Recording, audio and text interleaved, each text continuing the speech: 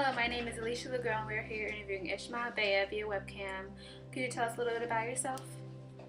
Hello, my name is Ishmael Bea and I'm from Sierra Leone. I lived through a very humbling war that my country went through, and I am able to move on from it. So tell us what the war was like. It was awful. Families who had walked hundreds of miles told us how relatives had been killed and their houses burned. It was this war that stopped us from trusting one another. Losing your brother must have been a horrible thing to go through. Could you tell us a little bit about what that was like for you?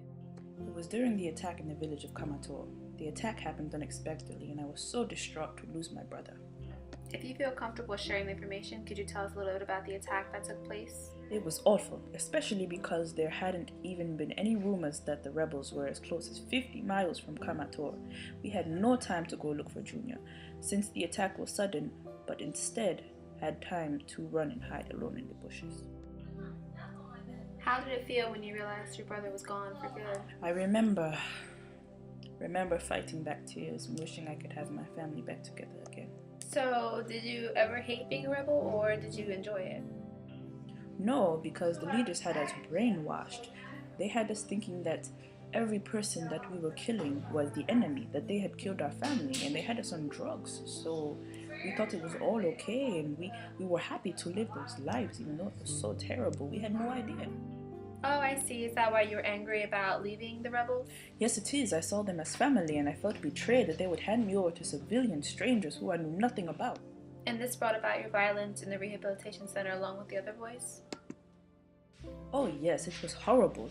Once the drugs were off, we became angry and violent, and we were full of fear, and we woke up in the middle of the night and ran out screaming from nightmares. It wasn't just hard for the staff for the way that we treated them, it was also hard on ourselves trying to get over what had happened. So I guess the biggest question we're all wondering is, how did you learn to forgive The yourself? staff members kept telling us it's not your fault whenever we did something bad, and eventually we began to realize that it truly wasn't our fault. What do you like and what do you still like about being able to tell your story? Like, what's your favorite part about it?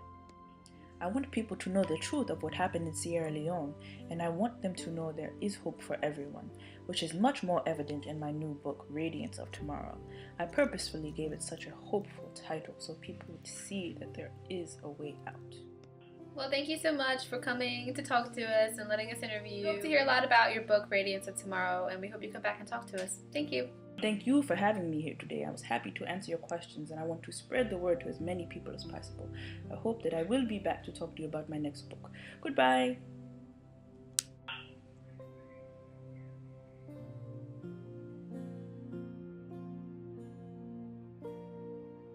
About what that was like for you and the thing down here in the video. Yes, it is. I saw them as family, and I felt, go away!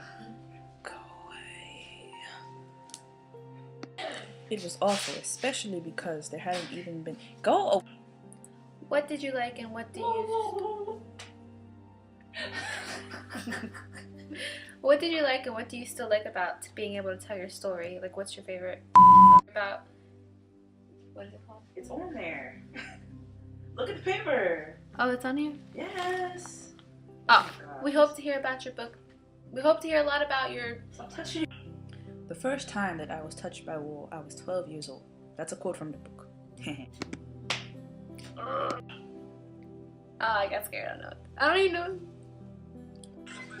Keeper. Freezer.